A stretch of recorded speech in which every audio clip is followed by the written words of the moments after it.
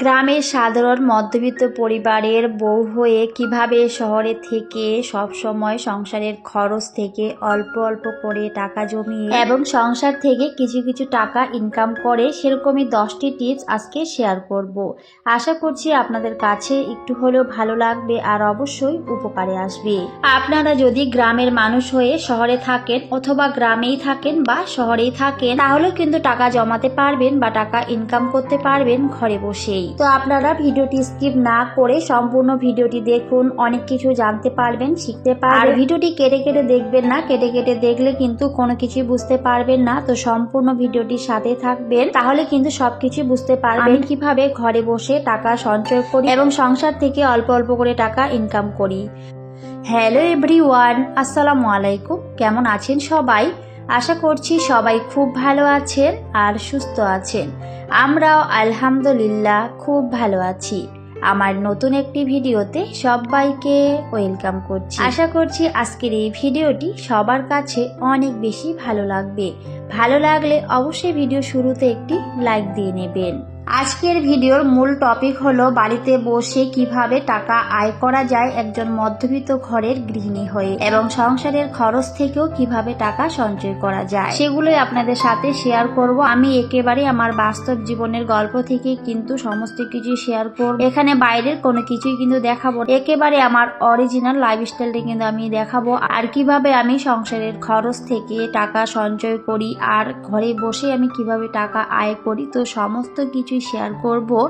আশা করছি ভিডিওটি সবার কাছে ভালো লাগবে। তো টেনে টেনে না দেখে পুরো ভিডিওর সাথেই থাকবেন, অনেক কিছু জানতে পারবেন, শিখতে পারবেন।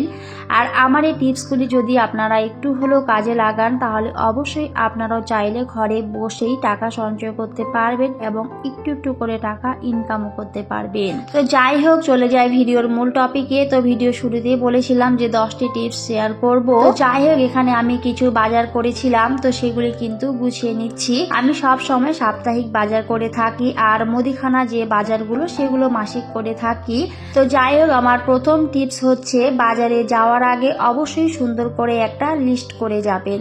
তো এই যে আমি কিন্তু এখানে আমার সংসারের কি কি দরকার আছে আমি সমস্ত কিছু কিন্তু একটা লিস্ট করেছিলাম যে আমার এই সবজিগুলো দরকার আছে বা এগুলো দরকার নেই।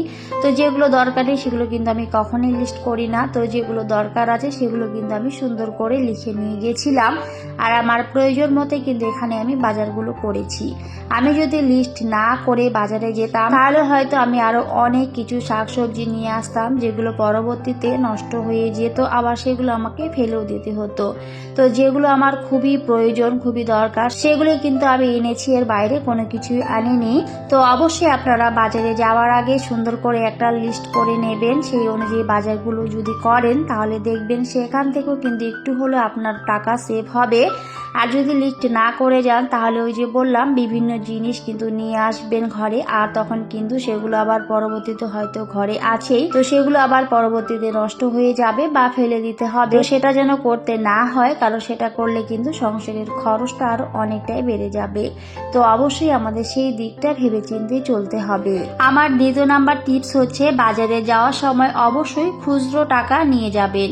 যদি আপনি বড় বড় নোট নিয়ে যান তাহলে কিন্তু দোকানদার আরো আপনাকে অনেক বেশি বেশি পরিমাণে সবজি দিয়ে দেবে। তো সেজন্য অবশ্যই বাজারে যাওয়ার সময় খুচরো টাকা নিয়ে যাবেন, যতটুকু দাম হয়েছে ঠিক ততটাই দেবেন, এর বেশি কিন্তু দেবেন না। আমার তৃতীয় নাম্বার টিপস হচ্ছে অবশ্যই পাইকারি দোকান থেকে বাজারগুলো করার চেষ্টা করবেন।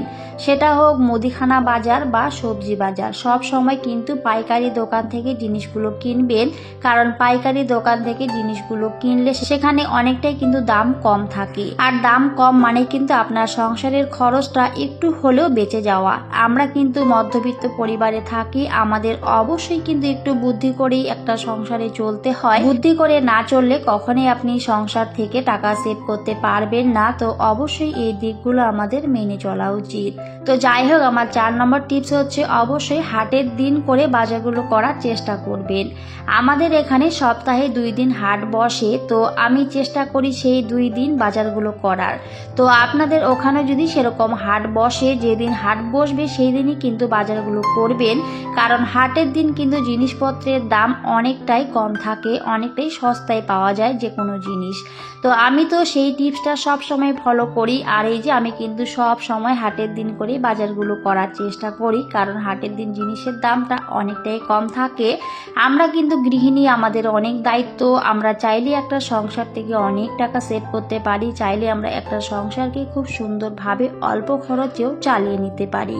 তো যাই হোক, আমার 5 নম্বর টিপস হলো, বাড়িতে যদি দুধ থাকে তাহলে অবশ্যই নিজেরাই বাড়িতে ঘি বানিয়ে নিতে পারেন। একটু আগে কিন্তু আমি দেখিয়েছি, আমি কিন্তু দুধের যে উপরে সর পড়েছিল সেটা কিন্তু আমি তুলে নিয়েছিলাম, আর আমি সেটা দিয়ে কিন্তু ঘি বানিয়ে নেব। এর আগেও কিন্তু আমি ঘি বানিয়েছিলাম, হয়তো ভিডিওতে দেখাইনি, তবে বানিয়েছিলাম। আর এখন তো দেখতেই পেয়েছেন আমি কিন্তু সরটা একটু একটু করে প্রতিদিন তুলে রেখে দিচ্ছি, আর যখন আরেকটু হয়ে যাবে তখন কিন্তু আমি সেটা দিয়ে ঘি বানিয়ে নেব। এখন কিন্তু বাজারে ঘিয়ের প্রচুর পরিমাণে দাম, তো এভাবে যদি বাড়িতেই বানিয়ে নেওয়া যায় তাহলে কিন্তু একটু হলো সংসারের টাকাটা আমরা সেভ করতে পারি। আর বাড়িতে বানানো ঘি কিন্তু অনেক বেশি উপকার শরীরের পক্ষে, কারণ বাজারের কেনা ঘিয়ে হয়তো অনেক কিছু মেশানো থাকে, আর এভাবে বাড়িতে বানিয়ে নিলে কিন্তু সেটা শরীরের পক্ষে অনেক বেশি উপকার। কিভাবে চললে সংসারে একটু হলো টাকা সেভ করা যায় সেই বিষয়গুলো কিন্তু আমাদেরকে ভাবতে হবে। তাই এই ছোট্ট একটা টিপস মেনে চললে কিন্তু আপনি আপনার সংসার থেকে অনেক টাকা সেভ করতে পারবেন। তো যাই হোক, 7 নাম্বার টিপসটি বলার আগে আমি কিছু কথা বলে নিই। আমি ভিডিও শুরুতেই বলেছিলাম আমি গ্রামের সাধারণ একজন মধ্যবিত্ত ঘরের বউ। তো সেখান থেকে আমি শহরে থাকি, আমি আমার হাজবেন্ডের কর্মসূত্রে কিন্তু আমার শহরে থাকা। শহর বলতে ভুল হবে, এটা একটা বাজার। তো যাই হোক, অনেক বড়ই কিন্তু বাজারটা। তো সেখানে কিন্তু থাকি, যেহেতু আমার হাজবেন্ড এখানে জব করে, তো সেই সূত্রে এখানে থাকা। তো এখানে থাকার পরে কিন্তু এখানে আমার নিজের বাড়ি বানিয়েছি। আগে হয়তো সেরকম কোনো কিছুই ছিল না, তো অল্প অল্প করে টাকা জমিয়ে আমার হাজবেন্ড আমি দুজনে মিলে কিন্তু আলহামদুলিল্লাহ এখন আমাদের একটা অনেক সুন্দর বাড়ি বানিয়েছি। যদিও অনেকের কাছে হয়তো এটা খুবই সামান্য কিছু হতে পারে, তবে আমাদের কাছে এটা অনেক বড় কিছু পাওয়া। আমার মতে জীবনে সবারই একটা নিজের বাড়ি থাকাটা অনেক বেশি দরকার। নিজের বাড়ি যদি না থাকে, ভাড়া বাড়িতে দেখবেন আপনি নিজের মতো করে থাকতে পারবেন না। আবার হয়তো সুন্দর করে গুছিয়ে নেবেন, তাও পরক্ষণে হয়তো আবার বাসা চেঞ্জ করতে হয়। এরকম অনেক আপুদের ভিডিও দেখি আর শুনি, সত্যি বাসা চেঞ্জ করা অনেকটা কষ্টের। সেখানে যদি নিজের একটা বাড়ি হয়, সেটা ছোট হোক বা বড় হোক, সত্যি সেটা কিন্তু অনেকটা শান্তির একটা জায়গা নিজের বাড়ি থাকাটা। আগে হয়তো সেরকম আমাদেরও ছিল না। তো আমার হাজবেন্ড আমি দুজনে কিন্তু অনেকটা পরিশ্রম করি, পরিশ্রম করার পরে কিন্তু দীর্ঘদিনের অপেক্ষার পর আমাদের একটা নিজের বাড়ি বানাতে পেরেছি। তো সেটার জন্য আলহামদুলিল্লাহ। তবে আমার মতে একটা সংসারে যদি আপনি একটু বুদ্ধি করে চলেন, একটু হিসেব করে চলেন, তাহলে অবশ্যই সবকিছুই করা সম্ভব। হয়তো অনেকের ইচ্ছা থাকে অনেক সুন্দর একটা বাড়ি বানাবো, অনেক কিছুই করব, তবে সেগুলো কিন্তু কখনোই করতে পারে না। তো সেটার জন্য কিন্তু অবশ্যই আপনাকে ধৈর্য ধরতে হবে, পরিশ্রম করতে হবে, আর সময়ের অপেক্ষা করতে হবে। সময়ের অপেক্ষা করলে একটা সময় যদি আপনি ধৈর্য নিয়ে সমস্ত কিছু করেন, পরিশ্রম করেন, তাহলে অবশ্যই কিন্তু সেই কাজে আপনি সফল হবেন। হয়তো সেটার জন্য অনেকটা সময় পার করতে হবে, তবে অবশ্যই হবে, কারণ পরিশ্রম কিন্তু জীবনে কখনই বৃথা যায় না। পরিশ্রমের ফল সব সময় কিন্তু ভালোই হয়। তো আমরা কিন্তু দীর্ঘদিনের অপেক্ষার পর, পরিশ্রমের পর আলহামদুলিল্লাহ সবকিছু করতে পেরেছি। তো আমিও কিন্তু একটা কাজ করি, ঘরে বসেই কিন্তু আমি আমার মাল্টি লেভেল জুয়েলার্সে কাজ করি। সেখানে কাজ করে কিন্তু আমি মাসে 3 থেকে 4 হাজার টাকা ইনকাম করি। আবার কোনো মাসে কিন্তু আমি মাসে 5 হাজার টাকাও ইনকাম করে থাকি। আবার কোনো সময় কিন্তু আমি একদিনেই 5 হাজার টাকা ইনকাম করতে পারি। সেটা কিভাবে? আমি হচ্ছে মাল্টি লেভেল জুয়েলার্সে টাকা ফিক্সড করি। অনেকে আমার কাছে কিন্তু বই করেছে, আবার অনেকে কিন্তু টাকা ফিক্সড করে। আসলে টাকা ফিক্সড করা যায়। তো আমি কিন্তু সেখানে টাকা ফিক্সড করি। তো কেউ যদি সেখানে 50 হাজার টাকা ফিক্সড করে, তো 50 হাজার টাকা ফিক্সড করলে কিন্তু আমি ভাউচার হিসেবে 5 হাজার টাকা পাবো। তো একদিনে যদি কেউ সেখানে 50 হাজার টাকা আমার কাছে ফিক্সড করে, তাহলে কিন্তু আমি সেখান থেকে একদিনে কিন্তু 5 হাজার টাকা ইনকাম করতে পারবো। একজন সাধারণ মধ্যবিত্ত ঘরের বউ হয়ে যদি এভাবে ঘরে বসেই 5 হাজার টাকা ইনকাম করা যায়, তাহলে সেটা মন্দ কিসের, তাই না? ঘরে বসেই যদি এভাবে টাকা ইনকাম করা যায়, সেটা অনেক বড় বেশি পাওয়া আমাদের মতো মধ্যবিত্ত পরিবারে। আমি কিন্তু সেইভাবেই চলি, আমার সংসারে সেভাবে কাজ করি, অনেক কষ্ট করি, অনেক পরিশ্রম করি। আমার ছোট বেবিদের সামলেও কিন্তু আমি ঘরে বসে এই কাজটা করি। ঘরে বসে বলতে ভুল হবে, এটা বাইরে বের হয়েও কিন্তু এই কাজটা করা যায়। যারা বাইরে বের হয়ে এই কাজটা করে তারা তো আরও অনেক টাকা ইনকাম করতে পারে এখান থেকে। তো আমি যেহেতু খুব একটা বাইরে যেতে পারি না, তো আমি কিন্তু অনলাইনের মাধ্যমে কাজটা করে থাকি। এখন কিন্তু অনলাইনের যুগ, এখন সবাই চাইলে গৃহিণীরা ঘরে বসে অনেক কিছু করতে পারে, ঘরে বসে কিন্তু টাকা ইনকাম করতে পারে।